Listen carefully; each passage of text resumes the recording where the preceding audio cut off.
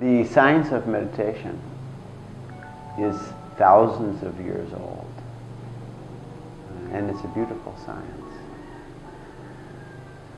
And it's important that you know it in the practice of meditation. Now, most people, they're doing meditation because they want to get free of stress, or they want to overcome some problems, they want to be more creative, they want to be able to tap their potential inside, and all of these are very perfect reasons for doing meditation. But originally, it was created because the yogis, they were seeking the truth. They wanted to know, what is it? What is the purpose of life? What is our life about? And if there is God, then what is God? They wanted to get self-realization. And they knew very well that all of existence is emanating that which is infinite, that which is unmeasurable, that which is unlimited. That much they knew. They could feel that, as any human being can feel that there is such a thing as the infinite, as the oneness, that everything is an expression of that all energy is an expression of that all matter is an expression of energy, and so on. But nobody knows what is the infinite. The essence of the meditation practice was an effort, and continues to be an effort, to try to realize what is our self, what is that infinite self, which most people call God, and it's an okay word, and it's appropriate, but meditation is not a religious practice because it doesn't have a belief system, it doesn't have any dogma to it, which in all religions there are belief systems that are involved. Meditation can be practiced by anyone of any religion, as well as atheists, as well as people having no religion. Actually, even atheists. How to concentrate on that infinite entity. How to think about the infinite entity. Because the fundamental science is, as you think, so you are. If you think, I'm limited, I have so many problems, then you're going to be a very nervous person. So we want to meditate on the infinite, which is very different than the emptiness or the void. It can be a practical concentration exercise, but we really want that the object of our meditation is the infinite entity without any kind of limitation at all. There are different ways of symbolizing it. You can symbolize it by an image. You can symbolize it even by a being. If you, for example, if somebody believes that Jesus is an image of the infinite entity, then Jesus can be an object of meditation. But what they found is that the best object of meditation, especially in the initial stage, and even in advanced meditation, the best object of meditation is a word or a few words. And in yoga, this is called mantra. Mantra is a word or a few words that you concentrate on during meditation. It's coming from man and tra. Man means mind. The word tra means to liberate. So mantra is a word or a few words that when you contemplate it, it will liberate your mind from its limitations.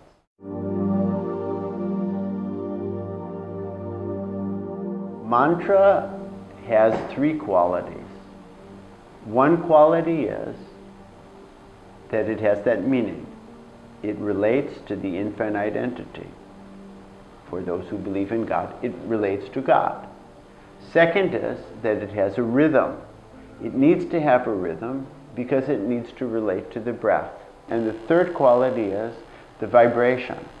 The vibration of the mantra must automatically take a person in a subtle direction. It is a kind of power. The power of the mantra, the vibration of the mantra, these are the same meaning.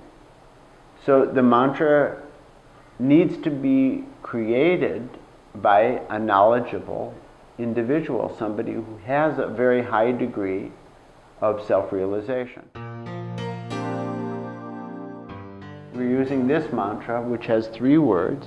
They're Sanskrit words: Baba, Nam, Kevala. Baba means infinite love, Nam means feeling, Kevalam means only. It has a double meaning, because Baba means infinite love, and infinite anything for people who believe in God, it also means God.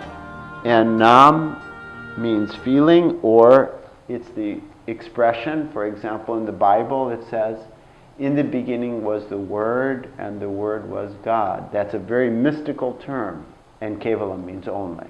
So in a sense, this mantra also can mean God's name only. So this Baba Nam we think when we breathe in, and Kevalam we think when we breathe out. So this is together with the meaning, and then it is a very, very beautiful effect as you're contemplating that. There are 2 things which we do. One is there is some visualization, and there is a chanting of the mantra. The visualization that we're using in the introductory meditation, it has 3 parts. The first part is you feel alone in the midst of the infinite being. You feel alone in the midst of the infinite peace. You feel alone in the midst of the infinite love. To feel that everything around you is just imaginary, is not real. Then the second step is to think that all around me it is full of peace. It is infinite peace. All around me is infinite love. If you want to, try to think that all around me is divine light. Infinite light means, or infinite peace, or infinite love means you're thinking there is endless light, or endless love, or endless peace, which is in front, which is above, which is beside, which is below, and which is inside. So you are floating and you are permeating. You are floating in the midst of infinite peace, love, light, energy, flow. You are floating in the midst of that, and you are permeated by that. And that's everything.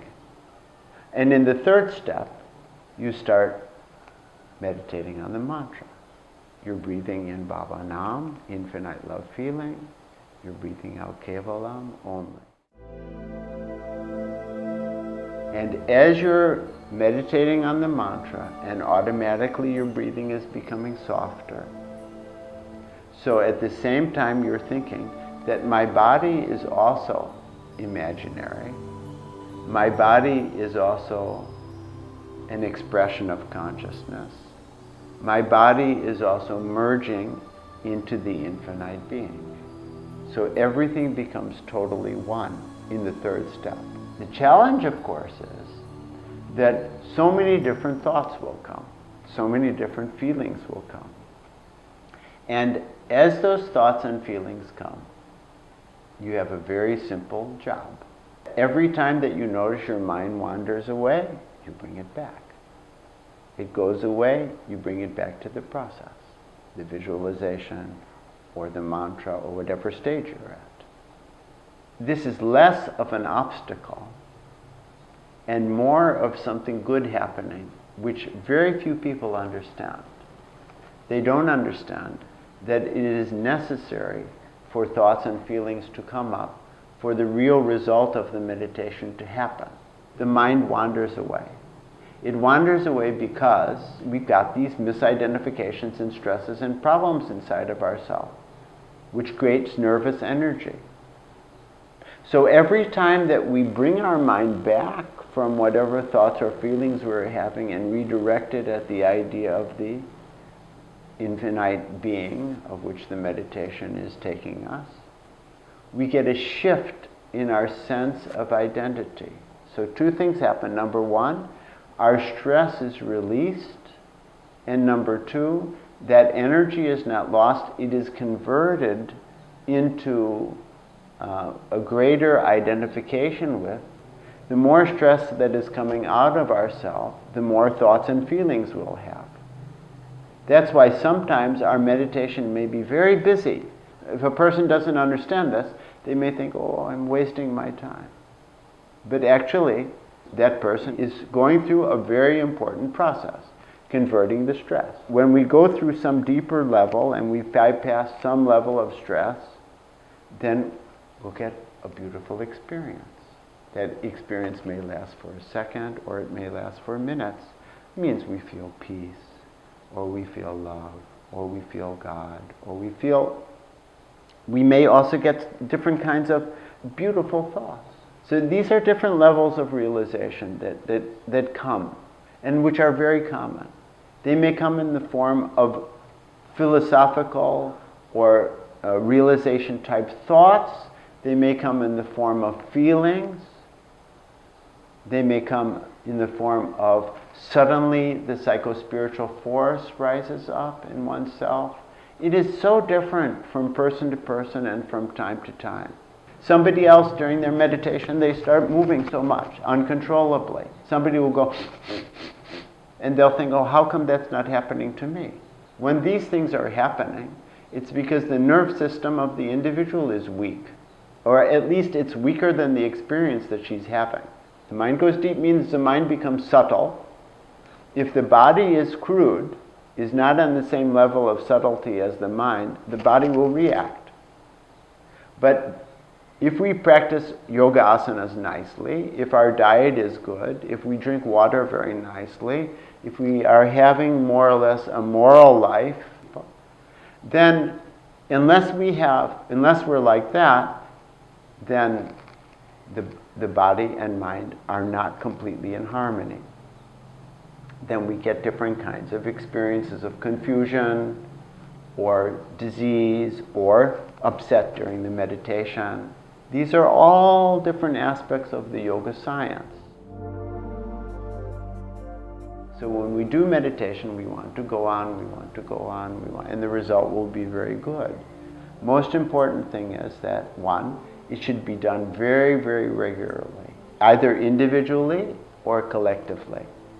There's a benefit in doing meditation collectively, at least once a week, because there's a stronger vibration and it helps everybody. The spiritual vibration here is very powerful because of that, because we're doing collective meditation. First thing is to do meditation very regularly, at least twice a day, at least 10-15 minutes each time. But it is much better to do short meditation than no meditation. It is better to do sleepy meditation if you're trying to do it in the night than no meditation. The regularity of it is supremely important. We're making a habit. Now the second important thing besides regularity is to chant the mantra. And chanting the mantra is called kirtan. When you chant mantra, it's called kirtan. When you do it together with a dance, it's much more effective. For most people, more important than the silent meditation is because most people's minds are very jumpy. And when they try to do meditation silently, the mind wanders, and there's much of the meditation time they may even forget that they're meditating. But when we do mantra out loud, singing it, automatically the mind becomes concentrated. So it's easier, number one. Number two, it's a melody that we like, so it's charming, it's beautiful. It's not just concentration, but it's a beautiful feeling. We're singing to, if somebody believes in God, otherwise we are singing to the infinite being, the infinite consciousness, the infinite love. It's like this. Now, if you just listen to kirtan, it will benefit you. But if you sing, it will help you maybe 100 times more. Don't be shy. Nobody cares how your voice is anyways. We're just singing together. We want to do it before we do the silent meditation so that A, our mind can become much more concentrated, and B, so that we get a beautiful feeling. Now, how long should we do kirtan for? When you're feeling very good even before you start the kirtan, you may only need 5 minutes if you're alone. But if you're feeling a little bit uneasy or a little bit anything, then you will need longer kirtan. You may need 10 minutes, you may need 15 minutes. I advise you that if you have you've put aside for yourself 25 minutes for both kirtan and meditation, then if the mind is very disturbed before you start, if after 15 minutes of kirtan, your mind is still not quite where you want it to be, then you do 20 minutes of kirtan, and if your meditation ends up being only 5 minutes, silent meditation, that's okay. That will be a more valuable meditation. So let the kirtan go on until there's a beautiful, concentrated feeling. Then do your silent meditation with whatever time remains. Of course, longer kirtan and longer silent meditation, it is better. And when we do the kirtan in the center, we are doing it together with a dance. We're moving our foot behind the other foot as we're dancing back and forth, foot behind heel, and we're touching the large toe on the floor. So as we do that, then the top of the toe and this base of the toe, they both get a very light pressure. We shouldn't hit the toe on the floor. We just press it lightly, and just step on it. And these are the two acupuncture points of the pineal gland and the pituitary gland. So that's a good thing to do. Secondly, you're bending nicely in the knee, relaxed, not stiff. Third thing is that you're having your arms up. So in this position, the arms anywhere in the entire world, it means I'm ready. And in this position, in every single culture, the arms mean I'm strong. And in this position, in every single culture, the arms mean I surrender or I open up. So I'm surrendering to the cosmic flow or I'm opening up to the cosmic flow. And indeed, then cosmic flow consciousness, energy can come right into the top of your head like this. So when your arms get tired, you can have them like this, or you can clap if you like. If you have them like this, don't keep them like this for more than 30 seconds or a minute. You put back up again, like that. Super important, keep your eyes closed as you're dancing. You just open them occasionally to make sure that you don't bump into somebody or something if you want. And keep your mind in this center, this top chakra.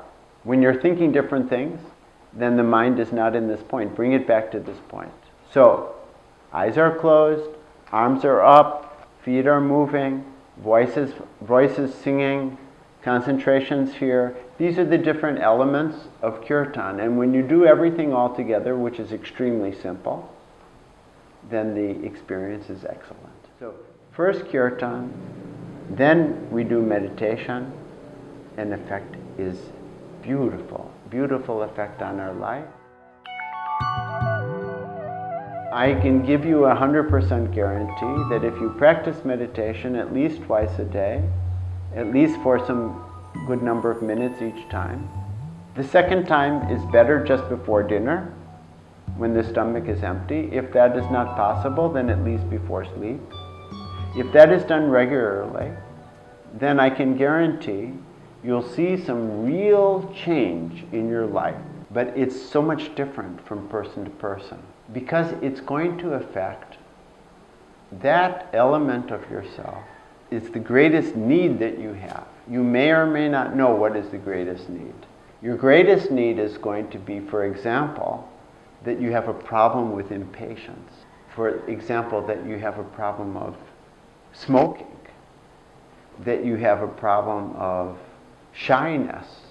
So whatever it is which is disturbing you the most, this you're going to see.